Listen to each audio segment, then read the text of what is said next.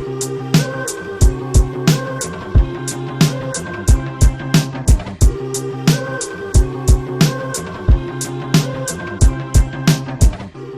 it going, everyone? It's Sean here, and in today's video I'll be reviewing the Nike Flyknit Trainer in the Oreo or black and white colorway. These released February 27th for a US retail price of $150 and a retail price here in Canada of $200 Canadian dollars.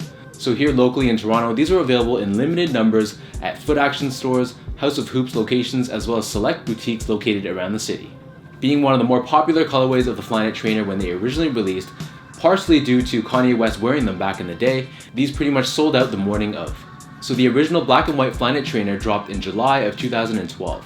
For me, I luckily was able to pick up a pair back in the day, but it was the version that had that padded heel. So I'm in the group that really dislikes the padded Flyknit Trainers. To me, these unpadded Flyknit Trainers are much more comfortable and a much better fitting shoe overall. So safe to say, I sold my pair off a few months ago, and I'm really glad to add this unpadded version back into my collection.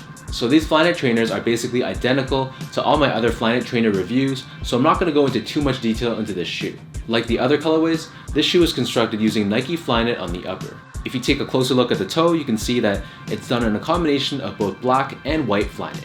So looking really closely, you can see the individual threads, but then when you take a look at this shoe from afar, it just kind of looks like different shades of gray. So while the frontal half is done in black and white, the rear half is completely done in black Flyknit. On the midfoot of both sides of the shoe, we have this white Nike swoosh. And then found on the rear end of the ankle collar, we have this combination of black and white. Also found on the back heel, we have this strip of nylon in black with hits of 3M found at the top.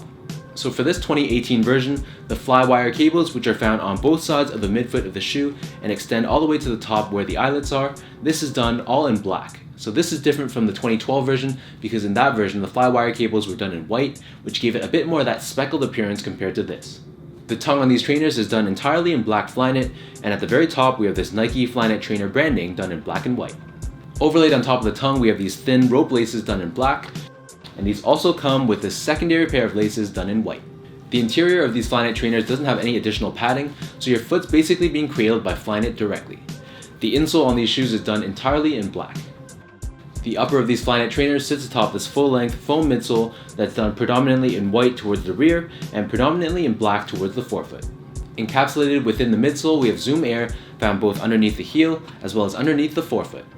Flipping the shoes over to the bottom, here we have your standard Flyknit Trainer outsole. So you can see there's this exposed foam, which is this white part, and then overlaid on top of this we have this black rubber.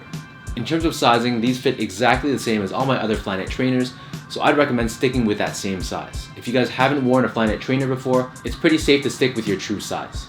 So I wear between a size 10 and a 10.5 in most of my Nike sneakers. For the Flyknit Trainer, I get this in a size 10.5, which is the same size that I wear in the Flyknit Racer, but the Flyknit Trainer is much more wide foot friendly and a bit bigger fitting overall. I could honestly probably go down to a size 10, but I kinda like the looser fit that the 10.5 provides. Comfort-wise, so compared to the Flyknit Racer, as I've mentioned many times before, the Flyknit Trainer is a much more stable feeling shoe, and with Zoom Air featured on two areas of the shoe, these are actually quite comfortable on feet.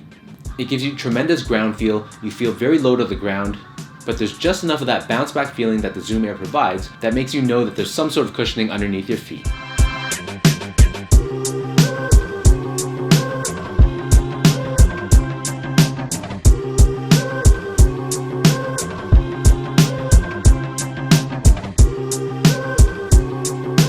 So now let me lace these up and show you guys how these Oreo or black and white Flyknit Trainers look on feet.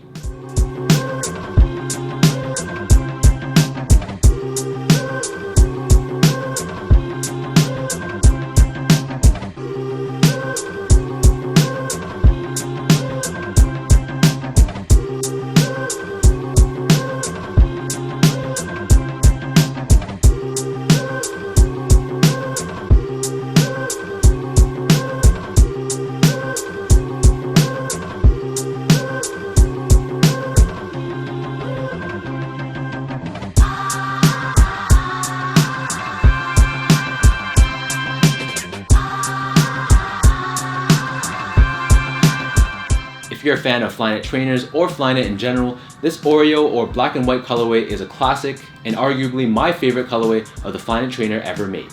I'm really happy that Nike decided to bring these back in its unpadded glory, and I can't wait to wear these all summer.